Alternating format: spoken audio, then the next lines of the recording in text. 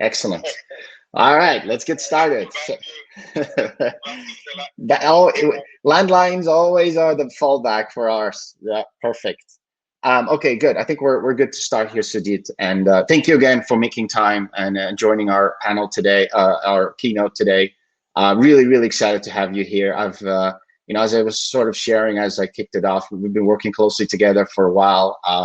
I had common knowledge on oil and gas, but after spending a lot of time with you and your team, I feel like I realized how little I knew about oil and gas and how difficult and how much transition are in the industry. So I'd love you to share some of that with the team today.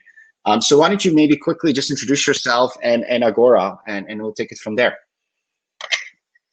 Very well. Thank you very much.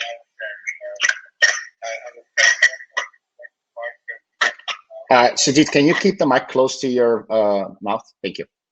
Yeah. So I'm a petroleum engineer by background, and I joined Schlumberger 23 years ago.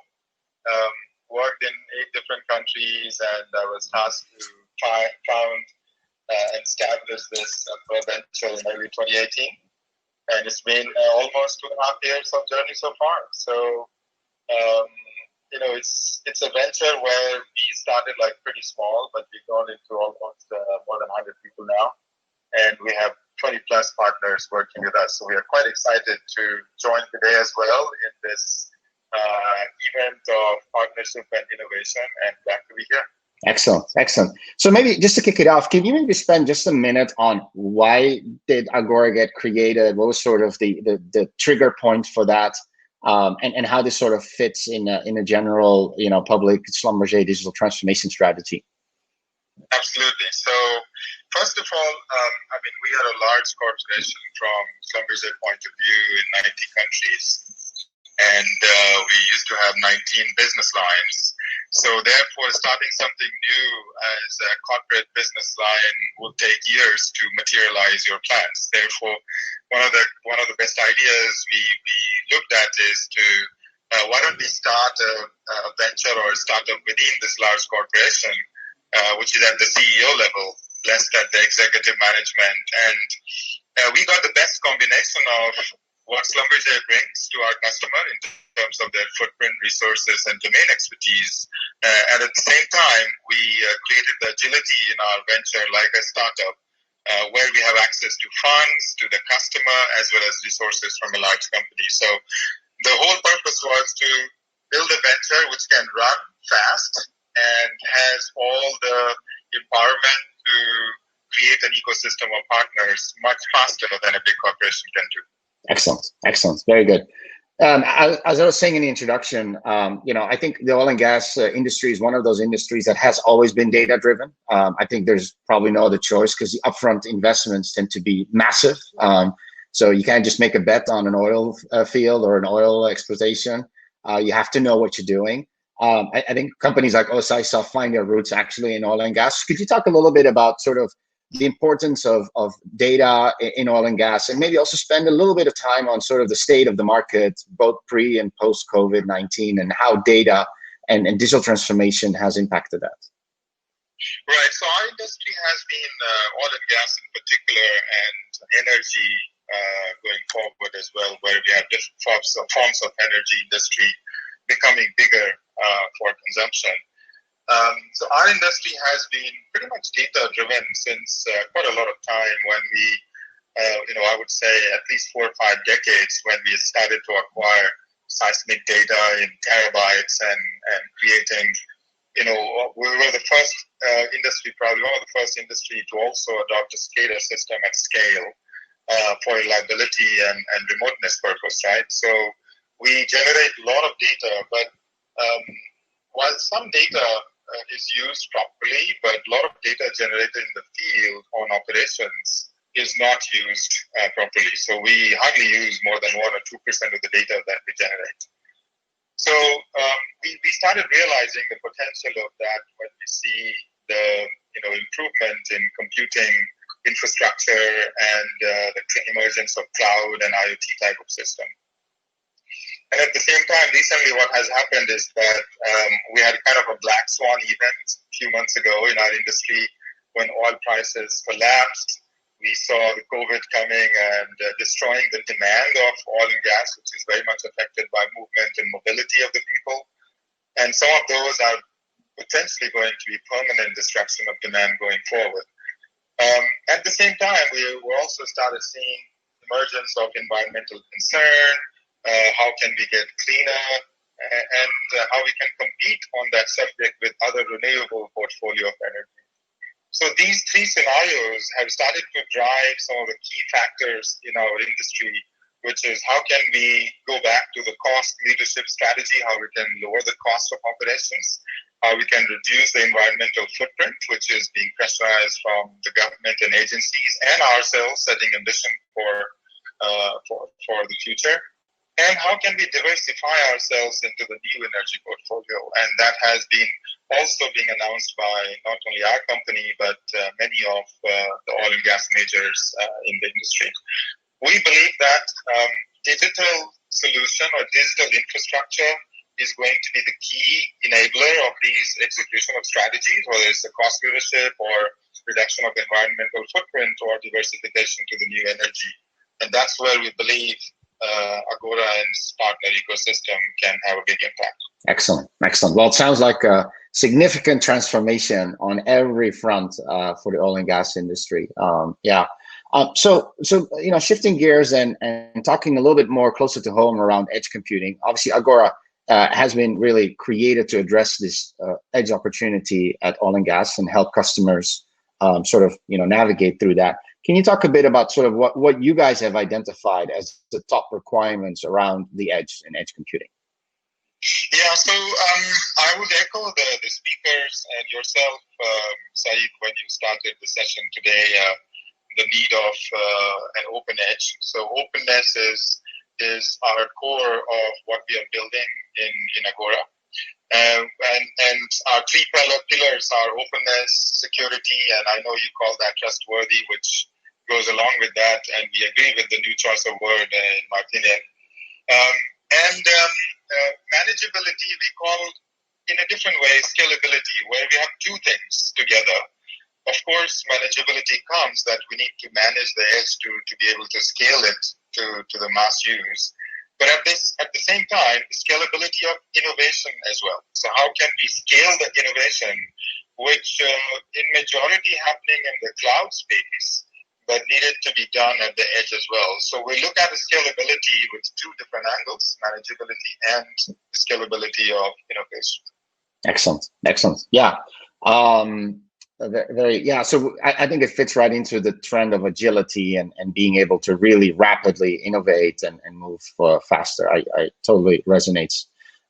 So can you give maybe a couple of examples on how your edge computing platform has helped realize digital transformation and maybe solve some real concrete business challenges? I'm sure the audience would love to hear some of the interesting areas or problems you guys end up having to solve for some of your customers. Right. So we kind of categorize our solution bucket into two major categories. So one we call remote operations, which is very much focused on, how can we not expose humans to travel to the site and do the work remotely, which gives us not just the cost saving, but also reduction in carbon footprint, as well as not exposing people to the dangerous areas. So under remote operation, we have a variety of use cases that we implemented with our customers. But I'm going to give a very simple one, which is probably easy to comprehend, yet very impacting and innovative in my opinion. So take an example of offshore production facility where one of our customers have hundreds of offshore platforms, those you see, in either deep offshore or in the shallow offshore. And some of them are not manned. And so you have to send people by chopper or barges in high seas to go and take some manual reading of the gauges, which are, instrumented like 30 years ago and cannot be, accessed today through the modern system. And at the same time, do some other inspections of the whole platform and come back. And that happened probably, a couple of times in a week. So imagine every chopper trip, which can cost $40,000 to $50,000, and exposure of so much risk going to the platform through the chopper rides. So how we attack that problem through a remote operation angle is that we deployed ordinary cameras, which are IP cameras connected to our edge compute system, and we use OCR and the deep learning technology to rapidly process the constant input of images and videos, and basically try to mimic the human eyes that humans have to do there. So that is creating a tremendous value in remote operations for our customers. The second example quickly I can give is in the bucket of what we call intelligent asset solutions. So how we are making machine more intelligent along the lines of, autopilot, or, in the car industry, you have a lot of automation going in the edge. So along those lines, we have implemented quite a few use cases. One of them is how we can handle some of the gas coming in the well, which basically blocks the pumps to operate. So it creates a gas lock with pressurized gas, and pump cannot basically lift the oil and water and gas together in the wellbore. So those electrical submersible pumps, which are ubiquitous, all around the world. So what we have done is that with the simple gauges reading on the annular pressure and estimating the gas rate, we can predict through a combination of machine learning and physics models together that when the gas is coming and how I have to open the choke of the wellhead to release those gas automatically. So in a way, all these information we were collecting before, it was coming to the cloud, but then it was becoming very difficult to automate that process from the cloud. Now we are doing that autonomously in the edge, which is creating a huge impact on production increase. Excellent. Yes, and thank you for sharing those. And by the way, I remember as we started working with you, one of the biggest lessons I learned is actually that the number one problem in oil and gas is human safety, right? It is. I mean, digital transformation, all of that is ultimately really, I think, to your point earlier said, it's really about avoiding loss of life and other injuries. And I think, what I found interesting, that every meeting we would have, there would be always a safety briefing, no matter where you're meeting, which I thought was actually really impressive. So, so I think this is a great example of how digital transformation does a lot more than just transforming a business, but really helping, to avoid loss of life and injury. Amazing. Okay, I think we're yeah, go ahead. Just one quick word that the example I gave you, the second one for operating ESP pumps, we used to make 100 trips per month, 100 trips per year per site. Wow. And we have like 400 of those in the field. So imagine how many trips we are doing. And in the early gains, we are seeing that we can reduce those by 97%. Geez, well, that's amazing. Impressive. All right, it looks like we're getting here to the end of our session today. I could keep asking questions because I every time we talk, I keep learning, and I really enjoy our discussions. I think just for the audience, first of all, we have actually an oil and gas session today with Agora and Schlumberger presenting, along with Foghorn and HPE. So if you want to learn more about sort of the transformation in oil and gas, please go there. And then I think we're also at the closing session, we'll have representation from Agora to sort of talk about the future predictions of edge. I think, so with that, I want to thank you, Sujit. We managed through the technical difficulties, which is, I think, just part of life. But thank you for really attending this event, supporting us, for the partnership and the cooperation. We've really enjoyed working with you. And with that, I want to, ask everybody and thank everybody for joining the keynote sessions. We're now going to move into the separate tracks. So please take a look at the calendar agenda and pick the ones that of interest for you to join live. If you can't choose the one you want to ask questions, because we're recording everyone else, so you'll have an opportunity to review those later on at your leisure. And then with that, I want to thank everybody for the support and attending this conference so far, and looking forward to a great rest of the day. Thank you all. Thank you. My apology to your viewers, Saeed, for the.